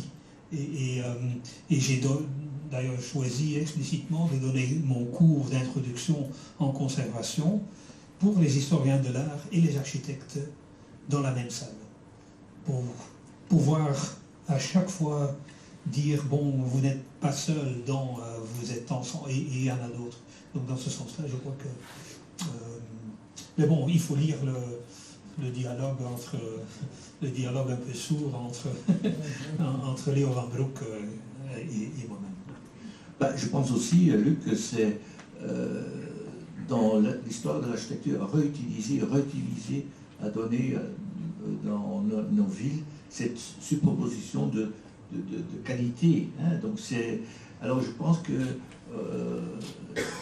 j'ai publié l'année passée une première étude sur les bâtiments de RTT en Belgique. Mais quand on voit combien de bâtiments ils ont construits, c'est inouï, c'est vraiment impressionnant. Mais tous ces bâtiments, ils n'ont plus besoin. Ça veut dire que, par exemple, la Grande Poste à Ostende, s'est transformée en centre culturel. Mais la manière où, après une compétition, on choisit le projet le plus intéressant qui reprend l'aspect historique de ce bâtiment, mais pour donner une possibilité pour une autre nouveau utilisation, je pense que ça c'est intelligent. Parce que à Anvers, on a construit, on a utilisé un silo pour un musée. J'ai écrit déjà au début, avant la construction, c'est une chose plus... Non, peut-être un silo pour des vidéos, hein, mais pas pour la construction d'un musée. Donc maintenant, le problème, c'est toujours maintenant, après 30 ans, on dit, on a ajouté quelque chose, mais ce musée n'est pas plus capable, on doit avoir un nouveau musée à Anvers. C'est de l'argent jeté dans l'eau, dans l'escaut, je trouve. Donc il y a des moments où l'intelligence, pas seulement de l'architecte, mais du client, de tout le politicien, de dire, mais qu'est-ce que ce bâtiment a la potentialité pour être dans une dimension du temps, une autre fonction. Alors je pense que ça, on peut trouver des exemples très mauvais, hein, que je disais comme Anvers, mais aussi des exemples qui sont parfaits pour dire, on ne va pas démolir. Il y a à Ostende un échevin qui pense déjà à démolir le bâtiment déjà protégé, heureusement, de Victor Bourgeois, l'hôtel des Villes. Alors je dis ça à cet échevin, mais monsieur l'échevin, toutes les fenêtres sont en bronze. Vous connaissez combien ça coûte, les fenêtres en bronze? Ah non, c'est encore plus cher que l'aluminium. Hein. Donc il faut imaginer même des matériaux, même un bâtiment, il y a encore une sorte de moyen de discuter pour des politiciens même, pour dire, mais respectez un peu. C'est pour ça que l'exposition que j'ai faite l'année passée à Ostende, sur l'affiche, j'ai pris l'hôtel de ville de Bourgeois. Hein. Ce n'est pas le bâtiment le plus intéressant, Eisling et Stein est plus intéressant, mais pour donner aux gens, c'est vraiment un bâtiment qu'on va respecter et on doit certainement restaurer, parce que c'est, à un moment donné, maintenant, le bâtiment de Bourgeois au Ostende. Mais je pense que c'est un choix de public, un choix des politiciens, mais quand on prend sa décision de restaurer, par exemple, ce bâtiment de Bourgeois au Ostende, il faut éliminer les choses qu'on a ajoutées, je trouve. Hein. Des choses qui sont ajoutées, c'est la même chose qu'avec le Beaux-Arts à Bruxelles, Horta. On a ajouté, parce que tout le monde passait après l'Art Nouveau, Horta, c'est qualité négligeable. Et après ça, maintenant, tout le projet de restauration, c'est ça, je pense que c'est d'abord éliminer les choses qu'ils ont ajoutées qui ne sont pas intéressantes pour comprendre le bâtiment. Finalement, je crois, dans ces discussions, c'est au niveau politique, à tous les niveaux, c'est la reconnaissance des qualités qu'on... on parle de valeurs et c'est un peu trop éthique, trop moralisant dans un certain sens, mais donc on risque de perdre des qualités de bâtiments, de sites et là intervient l'histoire et la connaissance de l'histoire qui finalement ont été réalisés à un moment donné dans un contexte spécifique d'une façon très authentique dans le deuxième sens. Et donc là, il ne s'agit plus d'aspect économique ou politique, mais vraiment de choses essentielles. Et je crois que dans ce sens-là, c'est un problème dans la formation des architectes, des historiens de l'art, dans l'éducation en général, de la connaissance et de l'appréciation des qualités qui sont toujours qualités. Des autres l'ont dit, on va voir en Italie des villages et des villes historiques incroyables, mais quand on rentre à la maison, on se trouve dans un de ces presbytères authentiques, dans un développement nouveau tout près d'une ville. Donc ça, pour moi, reste toujours très très étonnant. De là l'importance du patrimoine. Je voulais donner l'opportunité à certains de poser des questions.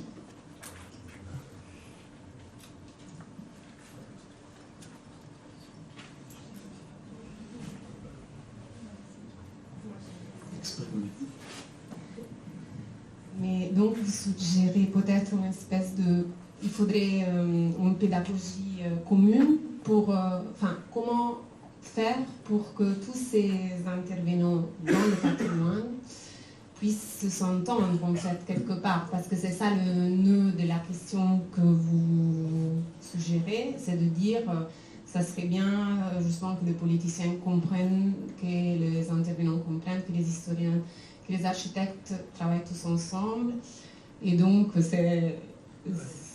Je crois que dans tout le processus de l'élaboration d'un projet architectural en général ou un projet patrimonial, je crois que ce qu'on appelle le plan directeur de conservation, probablement Barbara van der Wee va en parler quand elle parle cet après-midi. Donc l'importance d'avoir à un certain moment dans tout ce processus, il y a l'initiative, une ville qui veut faire quelque chose, une personne privée qui veut faire quelque chose. Mais donc il y a un moment où tout le monde qui est dans un certain sens impliqué dans ce projet, donc du politicien jusqu'au financier et tout ça, sont ensemble autour de la table pour décider sur ce que finalement, où on veut arriver avec ce projet. Donc ça veut dire pour un bâtiment existant, un patrimoine, bon, qu'est-ce qui est à conserver? Où est-ce qu'il y a un problème de conservation?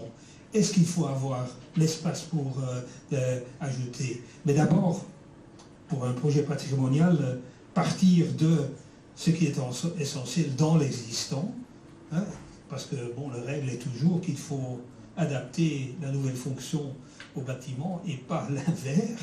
Je crois que c'est toujours même pour un bâtiment à renouveler, on est limité par l'existant, ou dans le sens plus positif, on est inspiré par l'existant de faire le nouveau. Donc de mettre ensemble tous ceux qui sont responsables, et je crois que là j'ai toujours dit, c'est pas l'historien de l'art qui va défendre les aspects économiques ou qui doit défendre les aspects économiques d'un projet. C'est là l'échevin des finances de la ville, ou le propriétaire.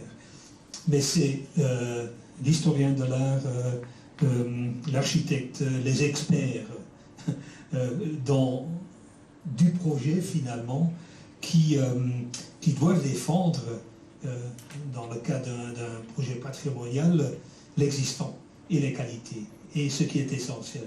Donc, et définir ça, faire un contrat, ce que, dans un certain sens, le plan directeur est, faire un contrat sur ce qu'on veut faire. Ce qui n'est pas évident, mais pour ne pas faire ça, il y a trop de cas où déjà l'architecte, avec l'aide des historiens de l'art, font déjà un projet sans avoir vraiment la certitude, c'est le problème des compétitions, hein, sans avoir la certitude que les options patrimoniales seront réalisées. Si on a ce plan directeur, et si après quelques années, bon, on dit tout de même, bon, il faudrait tout de même pas faire ça, et donc là, il faut revenir à la table pour revoir le plan directeur et pas l'adapter. Donc ça, je crois, c'est important. Et donc, tout le monde doit être disponible à faire ça. Mais c'est certainement pas évident, mais c'est une culture de gouvernance, de gouvernance qui... et j'espère que dans la salle, il y a des gens qui viennent des différentes... qui sont des stakeholders, comme on le dit en anglais, qui viennent pas uniquement les architectes experts dans la conservation, les administrations concernées, mais tous les autres. Je prends la balle au pont puisque je suis moi-même historien de l'art, historien d'architecture, si on veut dire plus précisément. Et j'avais juste un petit regret sur les deux introductions qu'on vient d'entendre, c'est qu'on a fait démarrer la notion d'authenticité au milieu du 19e, avec les théories de Ruskin et de Viollet-le-Duc. Et j'aurais voulu juste rappeler une chose, parce que c'était important, me semble-t-il, encore aujourd'hui, dans les racines de la charte de Venise, ou dans la manière dont on apprécie ou dans la définition de patrimoine, c'est que pendant très longtemps, jusqu'encore au début du XXe siècle probablement, la notion d'authenticité était très éloignée de la substance matérielle d'un monument et ça limitait presque exclusivement à l'unité de style. C'est-à-dire que quand on avait un bâtiment, c'est pas une généralité, mais c'est presque, enfin c'est une très grande généralité. Si on avait un bâtiment gothique qu'on devait tendre, en général on respectait le style gothique, Renaissance, même chose, baroque, même chose. Donc aujourd'hui, quand on est confronté avec par exemple un château baroque qui présente une aile très tardive du 19e et qui a été construite en respectant le style baroque, on pourrait avoir tendance à la lecture de la charte de Venise ou dans l'esprit général de la notion de pastiche qui mériterait aussi d'être définie parce que c'est une notion très récente, à la considérer comme ayant beaucoup moins de valeur par rapport au reste. Or, c'est au moins des éléments qui présentent de nombreux intérêts. Le premier étant lié à une dimension esthétique et harmonieuse d'un ensemble, et le deuxième, qui n'est pas moindre, loin de là, c'est de nous raconter quelque chose sur justement cette conception de l'architecture à une époque. Donc, cette notion d'authenticité, effectivement, il est important qu'on soit sorti de la notion d'authenticité purement substantielle aux matériaux et qu'on ait pu parvenir à des notions d'authenticité qui soient plus liées à la forme ou à la morphologie du bâtiment. Voilà, c'est surtout ça que je voulais rappeler. Je crois qu'il y a beaucoup de choses à développer. Mais je crois que par exemple l'unité de style, déjà quand on lit l'article de Viollet-le-Duc, c'est incroyable, qui dit bon voilà, l'unité de style, on veut vraiment savoir ce que ce bâtiment aurait pu être, comme il n'a jamais existé, mais probablement pas existé réellement, matériellement, mais en tant que conceptualisé. Mais donc il dit en même temps, mais en même temps il donne des exemples très très intéressants en disant que bon, il y a des voûtes gothiques qu'on a transformées, on a ajouté une chapelle baroque, donc on ne voit plus les voûtes gothiques ou des éléments. Mais je suis sûr de ce qui était là. La connaissance de Viollet-le-Duc était tout de même incroyable, mais il dit en même temps, mais si on constate que cette addition en baroque a son authenticité, il n'utilise pas le mot en elle-même, donc là il dit bon, il faut pas aller vers une unité de style. Et je crois que là que ce que vous disiez, que quand on voit un bâtiment historique, c'est la stratification. C'est là où le bâtiment vraiment montre son histoire à l'origine, le premier jet, la première réalisation, qui a déjà un passé, et puis la richesse ou l'essentiel d'un bâtiment historique est que, comme disait Leo van Broek, qui change tout le temps. Hein. Donc, dans ce sens-là, je ne comprenais pas tellement bien ce que Leo van Broek voulait dire, si un bâtiment ne peut pas changer. Mais bon, l'histoire est exactement ce que... Et le patrimoine et l'histoire sont exactement le changement continu. Hein, et aussi la raison d'ajouter une couche.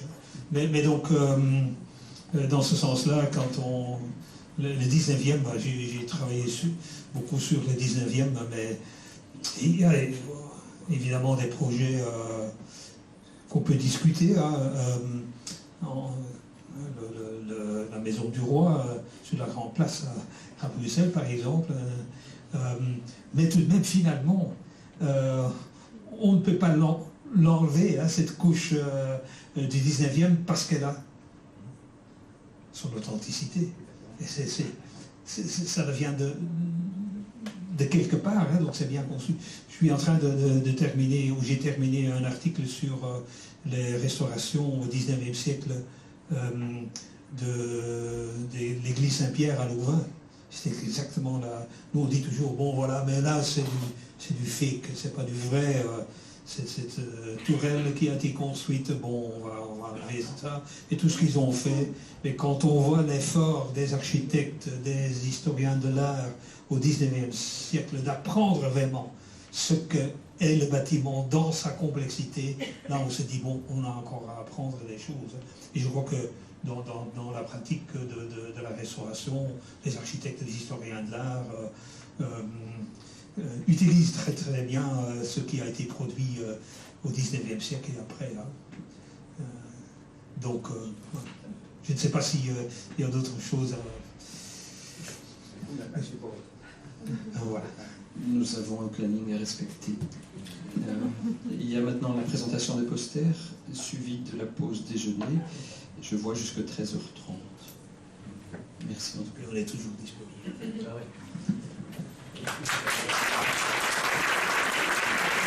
Mesdames, Messieurs,